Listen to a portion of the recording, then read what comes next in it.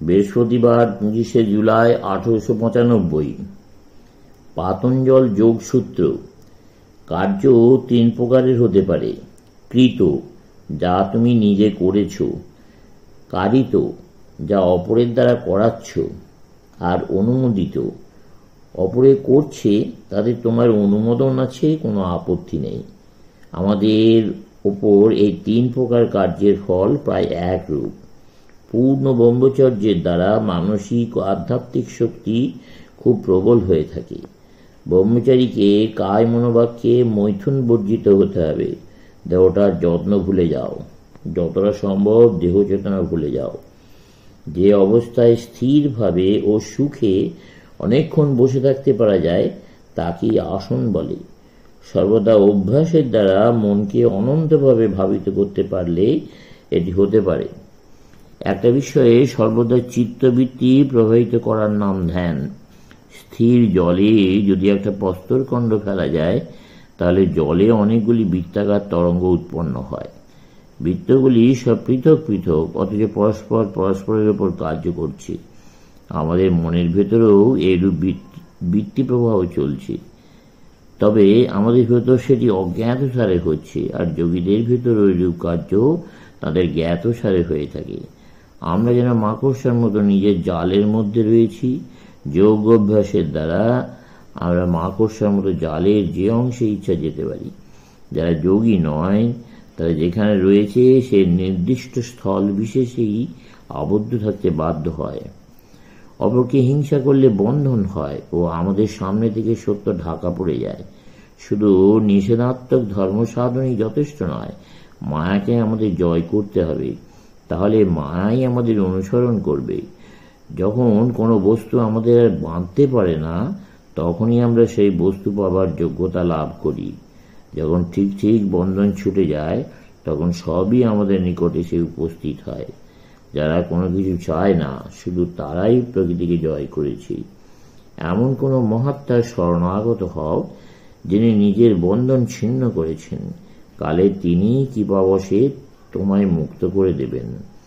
ঈশ্বরের শরণাগত হওয়া এর চেয়ে উচ্চ ভাব, কিন্তু অতি কঠিন। প্রকৃতপক্ষে এটি কার্যে পরিণত করেছে এমন লোক শতাব্দীর ভেতর বড়জোর একবার দেখা যায়। কিছু অনুভব করো না, কিছু জেনো না, কিছু করো না, নিজের বলে কিছু রেখো না, সবকিছু ঈশ্বরে সমর্পণ করো, আর সর্বান্তকরণে বলো, তোমারই ইচ্ছা পূর্ণ হোক।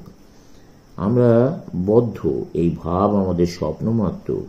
জেগে ওঠো, বন্ধন চলে যাক, ঈশ্বরের শরণাপন্ন হও। এই মায়ামরু অতিক্রম করবার এই একমাত্র উপায়। ছেড়ে দাও রজ্জু, বলো হে সন্ন্যাসী, ওং তৎসৎ ওং। আমরা যে অপরের সেবা করতে পারছি, এ আমাদের একটা বিশেষ সৌভাগ্য, কারণ ওইরূপ অনুষ্ঠানের দ্বারাই আমাদের আত্মোন্নতি হবে। লোকে যে কষ্ট পাচ্ছে, তার কারণ তার উপকার করে আমাদের কল্যাণ হবে। অতএব দাতা দান করার সময় গ্রহীতার সামনে হাঁটু গেড়ে বসুন এবং তাকে ধন্যবাদ দিন। গ্রহীতার সম্মুখে দাঁড়িয়ে থেকে দান করতে অনুমতি দিন। সব প্রাণীর মধ্যে সেই প্রভুকে দর্শন করে তাকেই দান করো। যখন আমরা আর মন্দ কিছু দেখতে পাবো না, তখন আমাদের পক্ষে জগৎ প্রপঞ্চই আর থাকবে না।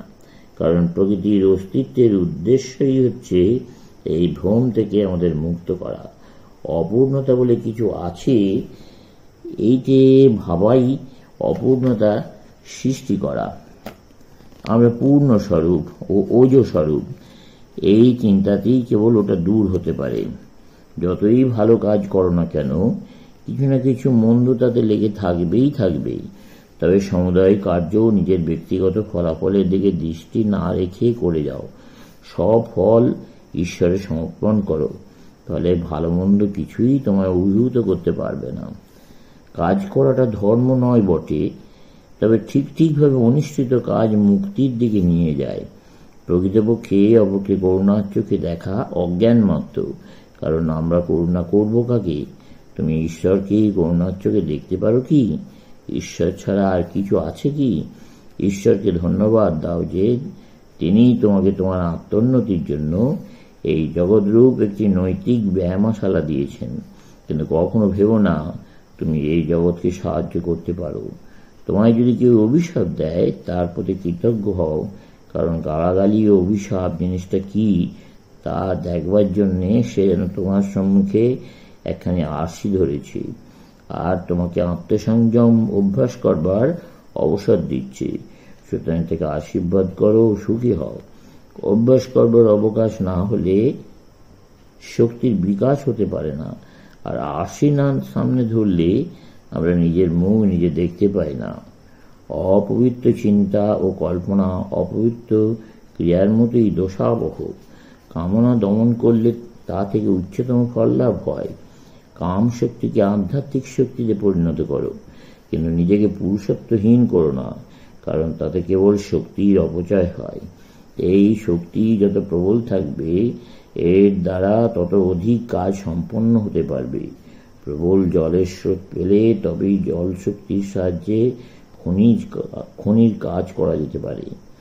আজকাল আমাদের বিশেষ প্রয়োজন নেই যে আমাদের জানতে হবে একজন ঈশ্বর আছেন, আর এখানে এবং এখনই আমরা তাকে অনুভব করতে দেখতে পারি।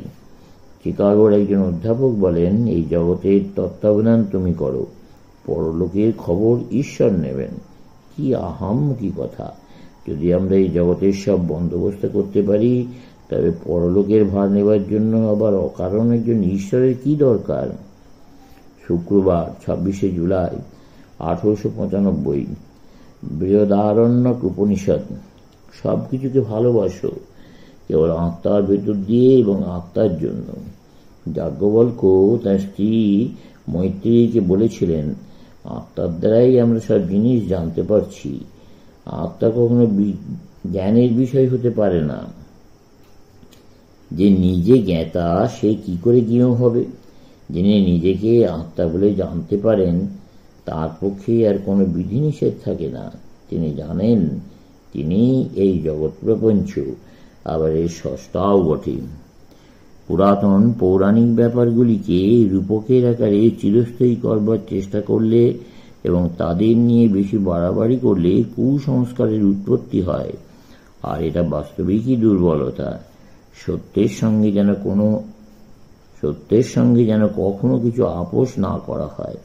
সত্যের উপদেশ দাও, আর কোনো প্রকার কুসংস্কারের দোহাই দিতে চেষ্টা করো না, অথবা সত্যকে শিক্ষার্থীর ধারণা শক্তির উপযোগী করবার জন্য নামিয়ে এনো না।